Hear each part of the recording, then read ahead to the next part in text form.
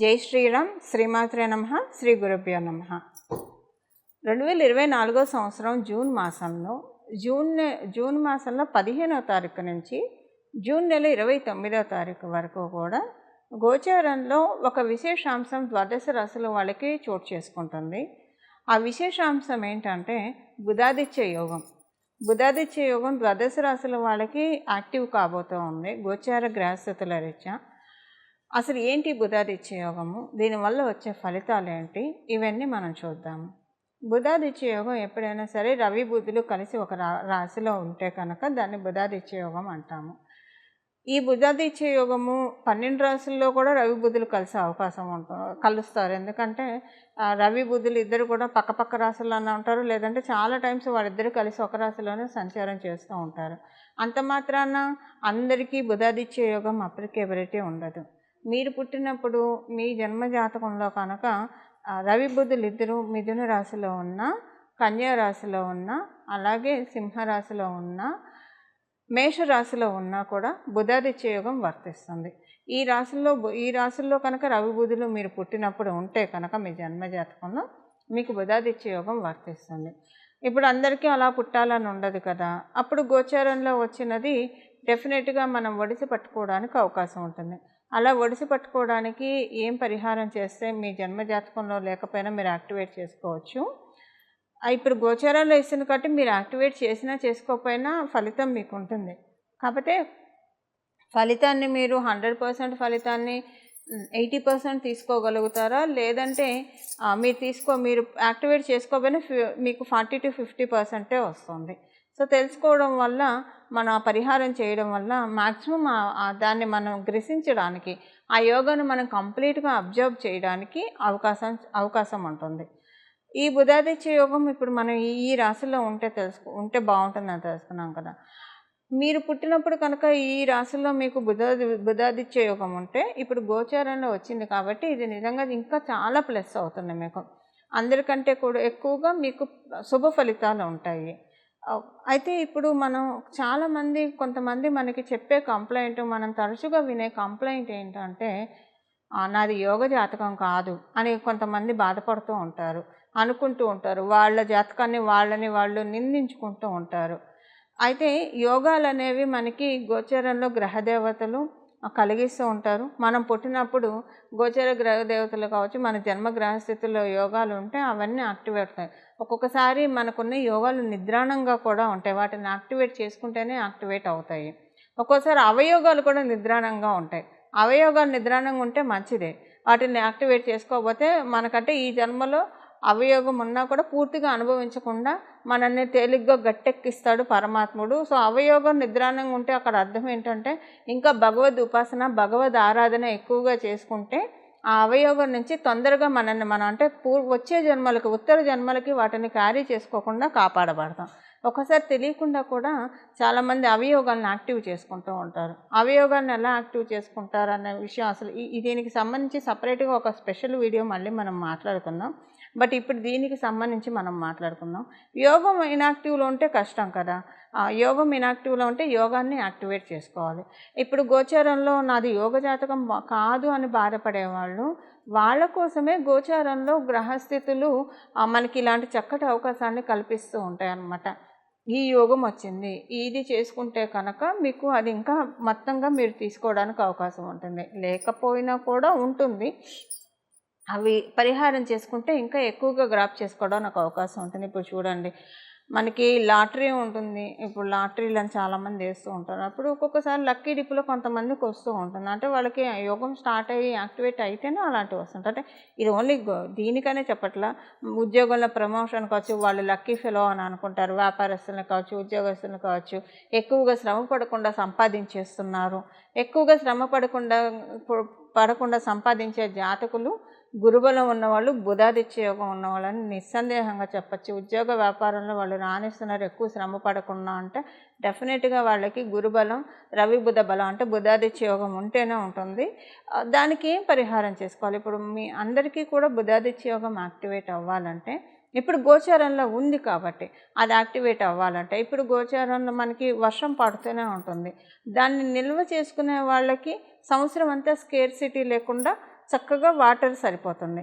నిల్వ చేసుకోలేని వాళ్ళకి అందరితో పాటు వర్షం పడుతుంది, కానీ నిల్వ చేసుకోలేరు కదా. సో అలానే ఇక్కడ సేమ్ అదే విషయం వర్తిస్తుంది. అలాగే ఇప్పుడు టీచరు ఒక క్లాసులో కావచ్చు, ఒక యూనివర్సిటీలో కావచ్చు, టీచర్ అందరికీ సమానంగా టీచ్ చేస్తుంది. కానీ యోగం బాగా ఉన్నవాళ్ళు ఎక్కువ పాయింట్స్ క్యాచప్ చేయగలుగుతారు. టీచర్ చెప్పిన దాంట్లో ఎక్కువ పాయింట్స్ వాళ్ళు ఎక్స్ట్రాక్ట్ చేయగలుగుతారు వాళ్ళ బ్రెయిన్ తోటి. కొంతమంది అసలు చెప్పింది కూడా క్యాచప్ చేయలేకపోతారు. కొంతమంది చెప్పినంత వరకే క్యాచప్ చేస్తారు. కొంతమంది ఎక్స్ట్రాక్ట్ చేసుకుంటారు, ఇంకా కొన్ని క్వశ్చన్స్ కూడా అడుగుతారు. సో ఇదంతా ఎవరికి జరుగుతుంది? జన్మజాతకంలో బాగా యోగం ఉన్న వాళ్ళకి. సో టీచర్ అందరికీ చెప్తుంది. అలాగే ప్రకృతి మనందరికీ యోగాన్ని ఇచ్చినా కూడా, అంటే గోచరంలో యోగాన్ని ఇస్తుంది. ఎవరికి ఎక్కువగా క్యాచప్ చేసుకోగలుగుతారు? వాళ్ళ జన్మజాతకంలో ఆల్రెడీ యోగంలో పుట్టిన వాళ్ళు ఎక్కువ క్యాచప్ చేసుకోగలుగుతారు ఈ గోచరంలో వచ్చిన యోగాన్ని కూడా. అలా కాకుండా అందరూ క్యాచప్ చేసుకునే విధంగా ఈ మనం ఇప్పుడు ఏం పరిహారం చేయాలో కూడా మనం ఒకసారి చూద్దాం. అసలు దీని ఫలితాలు ఎలా ఉంటాయి, ద్వాదశ రాశుల వాళ్ళకి విడివిడిగా మనం తెలుసుకుందాము. మకర రాశిలో పుట్టిన వాళ్ళకి షష్ఠ స్థానంలో ఈ బుధాదిత్య యోగం చోటు చేసుకుంటుంది. షష్ఠ స్థానంలో చేసుకున్న ఈ బుధాదిత్య యోగము కొన్ని మంచి ట్రాన్స్ఫర్మేషన్స్ని తెచ్చి పెడుతుంది. సో ఎప్పుడైనా సరే ఒక్కొక్కసారి కొంతమందికి వచ్చే ట్రాన్స్ఫర్మేషన్స్ వాళ్ళని ఎక్కువ కష్టపెట్టి ట్రాన్స్ఫర్మేషన్ ఇస్తుంది. ఎక్కువ కష్టపెట్టి ట్రాన్స్ఫర్మేషన్ ఇవ్వడం అంటే మీరు చేసే వృత్తి వ్యాపారాల్లో మీరు ఇంకా హార్డ్ వర్క్ చేయాల్సి వస్తారు.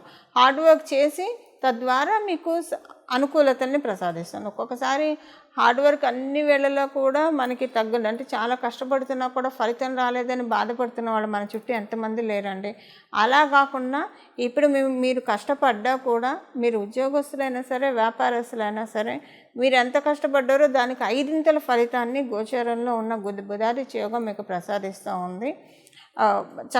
చక్కటి వరాన్ని ఈ బుధాదిత్య యోగం నిస్సందేహంగా మకర రాశిలో పుట్టిన వాళ్ళకే కానివ్వండి, మకర లగ్నంలో పుట్టిన వాళ్ళందరికీ కూడా చాలా చక్కగా ప్రసాదిస్తూ ఉంది. విదేశాలు వెళ్ళాలని ప్రయత్నిస్తున్న వాళ్ళకి ఇప్పుడు గోచరంలో ఉన్న ఈ బుధాదిత్య యోగము ఒక ప్లస్ పాయింట్ అనే చెప్పాలి. మీ ఆరోగ్యంలో చాలా చేంజెస్ వస్తాయి.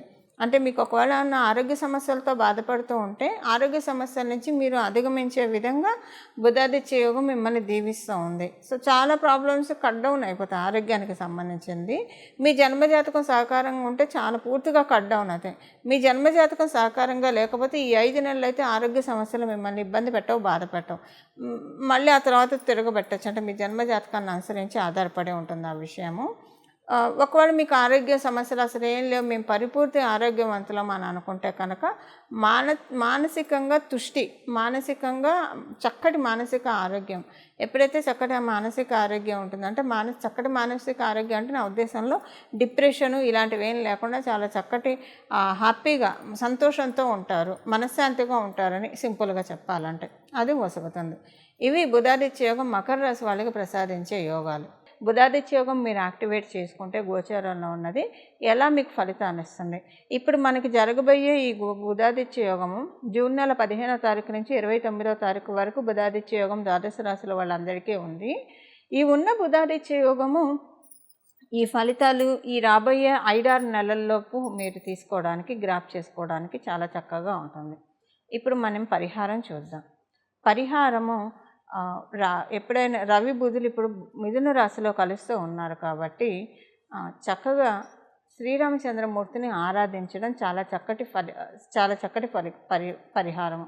రవి బుధులు ఎప్పుడైనా సరే రవి బుధులు బుధాదిత్య యోగాన్ని ఎవరికైతే ప్రసాదిస్తూ ఉన్నారో వాళ్ళు ఎవరైనా సరే శ్రీరామచంద్రమూర్తి ఆరాధన చేయడం ప్రారంభిస్తారో, వాళ్ళు ఎవరైతే మాటకు ముందు జై శ్రీరామ్, మాట తర్వాత జై శ్రీరామ్, పడుకున్నప్పుడు జై శ్రీరామ్, లేస్తూ జై శ్రీరామ్, తినే ముందు జై శ్రీరామ్, తిన్న తర్వాత జై శ్రీరామ్, ఎవరితోన్నా మాట్లాడాలన్నా ఖాళీగా ఉన్నప్పుడు కూడా జై శ్రీరామ్ అనుకోవడం, శ్రీరామచంద్రమూర్తి ఆరాధన చేస్తూ ఉంటే నెమ్మదిగా వాళ్ళ జాతకంలో ఉన్న అవయోగాలన్నీ కూడా అంతం చేసేస్తాడు. అంటే తొక్కి పట్టి ఆ పరమాత్ముడు మన జాతకంలో ఉన్న అవయోగాలన్నింటినీ కూడా మన కాళ్ళ కింద చెప్పు కింద తేలులాగా మనకి వాటిని చేసేసి వాటిని తొక్కుకుంటూ మనం పైకి వెళ్ళే విధంగా భగవంతుడు మనల్ని కటాక్షిస్తాడు.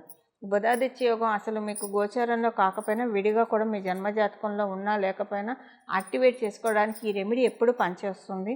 అంటే ఇండైరెక్ట్గా యాక్టివేట్ చేసుకోవడానికి ఈ రెమెడీ ఎప్పుడు పనిచేస్తుంది. ఇప్పుడు గోచారంలో ఉంది కాబట్టి తప్పకుండా ఈ నెల రోజులు ఇంకా గట్టిగా మాట్లాడితే ఈ 5 నెలలు ఎవరైతే శ్రీరామచంద్రమూర్తి ఆరాధన చేస్తారో, మీ ఇంటి దగ్గర శ్రీరామచంద్రమూర్తి ఆలయం ఉంటే ఆలయానికి వెళ్ళి ఎవరైతే ప్రదక్షిణం చేసి వస్తారో అక్కడ ఉన్న ఋత్వికులకి కొంత సంభావన ఇచ్చేసి దక్షిణ ఇచ్చేసి వస్తారు. ఆలయం లేకపోయినా సరే, అంటే రామాలయం లేని ఊరు ఉండదు, ప్రాంతము ఉండదు కాబట్టి ఒకవేళ ఏ పరిస్థితుల్లో అయినా ఉన్నా లేకపోయినా కూడా ఆలయ దర్శనం చేసుకుంటూ దాంతోపాటు శ్రీరామ రక్ష స్తోత్రాన్ని ప్రతిరోజు ఉదయాన్నే చదవండి. ప్రతిరోజు ఉదయాన్నే శ్రీరామ రక్ష స్తోత్రం చదువుతూ దానితో పాటు హనుమాన్ చాలీసా 3 సార్లు చదవాలి. 3 సార్లు హనుమాన్ చాలీసా చదవడం వల్ల శ్రీరామచంద్రమూర్తిని ఎప్పుడైనా హనుమంతుడితోటి కూడి ఆరాధించడం వల్ల ఏమవుతుందంటే, ఎప్పుడైనా సరే శ్రీరామచంద్రమూర్తిని ఆరాధిస్తూ ఉండడం వల్ల తెలియకుండానే కొన్ని చుట్టూ పరిస్థితులు ఏమన్నా ఇబ్బందికరంగా అవుతూ ఉన్నాయేమో అన్నట్లు కలిమాయ మనల్ని ప్రలోభపెడుతూ ఉంటుంది. అందుకే చాలామంది శ్రీరామచంద్రమూర్తిని ఆరాధించడానికి కొంతమంది భయపడతారు. అది అస్సలు చాలా అపోహ. శ్రీరామచంద్రమూర్తి మోక్షాన్ని, కైవల్యాన్ని ప్రసాదించే పరమాత్ముడు. ఆయన్ని పట్టుకొని సర్వస్వ శరణాగతి చేస్తే మన జీవితంలో సాధించలేనిదంటూ ఏముండదు. కాకపోతే ఈ కలిమాయ వల్ల, ఈ లౌకిక మాయ వల్ల భయపడుతూ ఉంటారు చాలామంది. అసలు చదువుకోగానే ప్రారంభించగానే ఏవో ఒక అవరోధాలు, ఇంట్లో ఏవో ఒక ప్రతికూలతలు చూసి అమ్మో ఈ పూజ వల్ల ఇలా అయిందేమో అన్న భ్రమలోకి, అపోహలోకి వెళ్ళిపోతారు. వాళ్ళు వెళ్ళేది ఆ భ్రమ అపోహలోకి కాదు, వాళ్ళకి తెలియకుండానే వాళ్ళు ఊబిలోకి కూరుకుపోతారు. ఊబిలోకి కూరుకుపోయిన వాళ్ళని పరమాత్ముడు కూడా కాపాడలేడని మనకు తెలుసు కదా. అలాంటి పరిస్థితుల్లోకి కలిపురుషుడు, కలిమాయ లాగేస్తుంది అనమాట. అందువల్ల అలాంటి ప్రలాభాలకు అస్సలు లోన్ అవ్వకండి. శ్రీరామచంద్రమూర్తి పలికే దైవం. అందుకే అలాంటి వాటికి మీరు లోన్ అవ్వకుండా ఉండడానికి ప్రొటెక్టింగ్గా శ్రీరామ రక్ష స్తోత్రం చదువుతూ వెంటనే హనుమాన్ చాలీసా 3 సార్లు చదవడం వల్ల ఇలా కలిమాయ ప్రలోభ పెట్టకుండా తోకతో ఆయన జాడించి కొడతాడు. మనకు వచ్చే ప్రతికూల పరిస్థితులన్నీ జాడించి కొట్టి మనల్ని చక్కగా మనం దేనికోసమైతే ఈ పరిహారం చేస్తున్నామో దాన్ని మనకి అందించడానికి, దాన్ని మనం చక్కగా ప్రొటెక్టివ్ వేలో మనకు వస్తుంది అని చెప్పడంలో ఏమాత్రం సందేహం లేదు. ఈ పరిహారం చేసుకోండి మీరంతా కూడా. ఈ పరిహారం చేసుకొని శ్రీరామచంద్రమూర్తి ఆశీస్సులతో పాటు ఎప్పుడైనా శ్రీరామచంద్రమూర్తిని హనుమంతుడితోటి సహితంగా పూజిస్తే కనుక మనకి చాలా బాగుంటుంది. చాలా ప్రొటెక్టివ్గా, సెక్యూర్డ్గా, చాలా కరేజ్గా మన పనులన్నీ మనం చేసుకుంటాం. చాలా చక్కని డ్రైవ్ తోటి మనం వెళ్తాము. ఈ పరిహారం చేసుకొని బుధాదిత్య యోగాన్ని మీరందరూ కూడా యాక్టివేట్ చేసుకోవాలని, తద్వారా వచ్చే శుభ ఫలితాలని మీరందరూ అందుకోవాలని చెప్పి నేను కూడా మనస్ఫూర్తిగా శ్రీరామచంద్రమూర్తిని అలాగే హనుమంతుడిని ప్రార్థిస్తున్నా. దాంతోపాటు ఒక చిన్న మంత్రం కూడా మీరు ఈ 5 నెలలు స్మరించడానికి ప్రయత్నించండి. రక్షాస్తోత్రం, శ్రీరామ రక్షాస్తోత్రం, హనుమాన్ చాలీసాతో పాటు మీరు ఏం చేస్తూ ఉన్నా సరే, ఏ పని చేస్తున్నా ఈ నామాన్ని కూడా జపించుకోండి. ఈ 5 నెలలు విడవకుండా ఈ నామాన్ని భక్తి శ్రద్ధలతో జపించండి. మీరు పొద్దున్న లేచిన దగ్గర నుంచి రాత్రి పడుకునే వరకు కూడా, మొదలుకొని రాత్రి పడుకునే వరకు మీరు ఏ అవస్థలో ఉన్నా సరే, అంటే ఎటువంటి కండిషన్లో ఉన్నా సరే, మీరు మనసులో అయితే ఈ నామాన్ని జపించుకోవచ్చు. మీరు ఆడవాళ్ళైతే ఋతుక్రమంలో ఉన్నా, లేదా అశౌచంలో ఉన్నా, ఎలాంటి జాతా శౌచంలో ఉన్నా, మృతా శౌచంలో ఉన్నా, ఎలాంటి పరిస్థితుల్లో ఉన్నా ఈ నామాన్ని జపించుకోవచ్చు. ఎందుకంటే ఒకవేళ మీరు ఋతుక్రమంలో ఉండి లేదా అశౌచంలో ఉన్న, జాతా శౌచం, మృతా శౌచంలో ఉంటే రక్షాస్తోత్రాన్ని, హనుమాన్ చాలీసాని చదవచ్చా చదవకూడదు అని కొంత అది చదవచ్చు, అంటే చదవకూడదు యాక్చువల్గా. సో అలాంటి అనుమానం ఏమన్నా ఉన్నప్పుడు ఈ నామాన్ని చదవచ్చు. బట్ చదవగలిగిన రామరక్షా స్తోత్రాన్ని అలాగే హనుమాన్ చాలీసాని చదువుతూ ఇది కూడా చదువుకుంటే కనుక అద్భుతమైన ఫలితాలు ఉంటాయి. ఆ మంత్రాన్ని ఇప్పుడు మనం చూద్దాం. శ్రీరామ భక్తాయ హనుమతే నమః. శ్రీరామ భక్తాయ హనుమతే నమః. శ్రీరామ భక్తాయ హనుమతే నమః. ఈ నామాన్ని చక్కగా ఒడిసి పట్టుకొని చాలా చక్కటి అనుకూల ఫలితాలని మీరందరూ అందాలని చెప్పి, మీరందరూ అందుకోవాలని చెప్పి నేను కూడా మనస్ఫూర్తిగా శ్రీరామచంద్రమూర్తిని మరియు హనుమంతుడి చరణాలని ప్రార్థిస్తూ మంగళం. నమో భగవతే వాసుదేవాయ.